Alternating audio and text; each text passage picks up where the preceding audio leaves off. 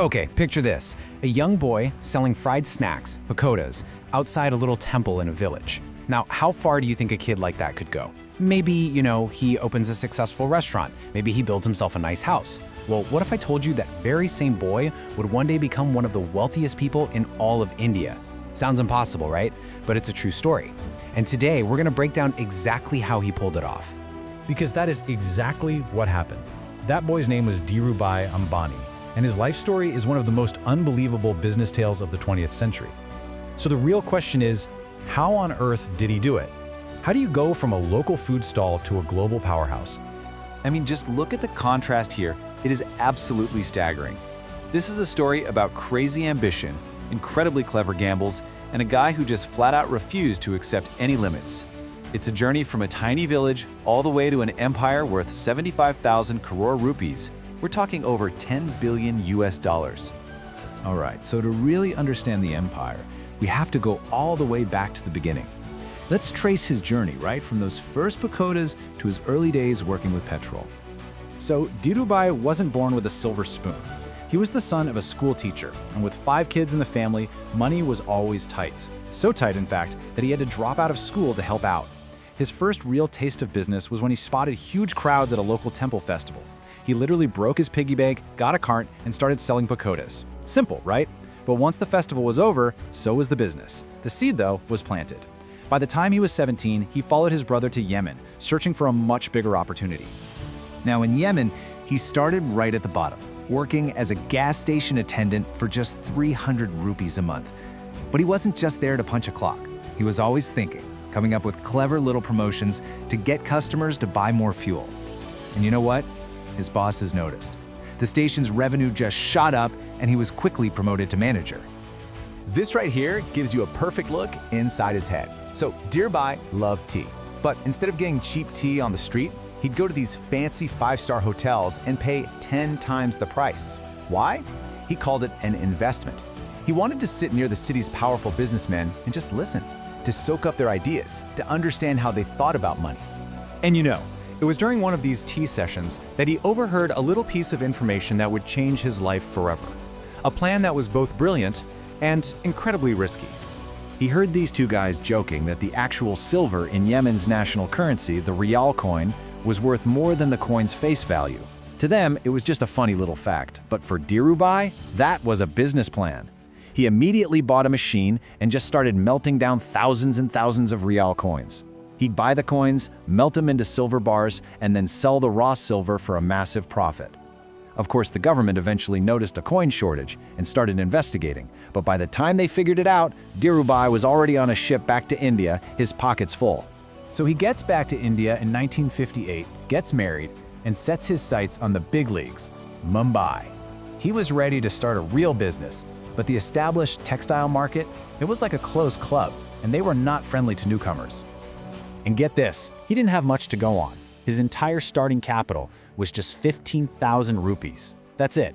And he was going up against these powerful trade unions and old money players who wanted zero new competition. But he didn't play by their rules. No way. When a corrupt official, who was probably bribed by his competitors, locked the building where they held their auctions, Dhirubhai didn't back down. He got all the other small traders together and had them dump all their sacks of goods right on the front lawn of the official's house, just hours before he was supposed to have some important guests over. The official freaked out and had the locks removed immediately. That move showed everyone he was absolutely fearless. So after learning the trade and literally fighting his way into the market, Dhirubhai decided it was time to stop just trading stuff and start creating something. It was time to build his own brand. In 1966, he took this huge leap of faith and established his very own textile mill. He named the brand Vimal after his older brother's son. And this, right here, was the real beginning of the Reliance Empire. His genius for building relationships really shines through here. His competitors tried to shut him down, threatening any retailer who dared to stock Vimal fabrics. Dhirubhai's response was a masterstroke. He traveled all over the country and made a dead simple promise to retailers. Look, stock my product. If you lose money, the loss is mine. If you make a profit, the profit is all yours. I mean, who could say no to a deal like that? He built a massive nationwide network based on pure trust by taking on all the risk himself. And here's the kicker. The product actually backed up the promise. Vimal quickly got a reputation for being world-class quality. When a team from the World Bank came to inspect his mill, they declared it the best in the entire country with quality that could compete internationally. Vimal just exploded, becoming the #1 polyester brand in India. Okay, so the Vimal brand is a huge success, but Dhirubhai needed more cash to fund his even bigger ambitions. His next move wouldn't just finance his company, it would completely change the Indian stock market forever. In 1978, Reliance held its IPO. Now, until then, the stock market was basically seen as a private club for the wealthy. But Dhirubhai marketed his IPO to the average person, bringing in 58,000 small, first-time investors from all over the country. He basically created what became known as an equity cult in India. And his shareholders loved him for it. I mean, they were so loyal that by 1986, the annual shareholder meeting was attended by 30,000 people. There wasn't a single auditorium in all of Bombay big enough to hold them. So what did he do? He held the meeting in an open football field. This wasn't just some corporate meeting. It was a festival celebrating the financial movement he had started. From textiles, he just kept expanding into petrochemicals, into telecommunications, energy. The company grew at a mind-blowing pace, and Dhirubhai became a global business icon. And the awards just started pouring in from all over the world. He was named one of the most powerful people in Asia. He was the first Indian ever to receive the prestigious Dean's Medal from the Wharton School. His journey from that small village was now being celebrated on the world stage. So when Dhirubhai Ambani passed away in 2002, just think about this. The company he started with 15,000 rupees in a tiny 350 square foot room had become a colossal empire with a turnover of more than $10 billion. A business he built to last for generations. So looking back at this unbelievable journey, from the pakoda stand to the silver coin scheme to the corporate battlefields of Mumbai, what do you call him?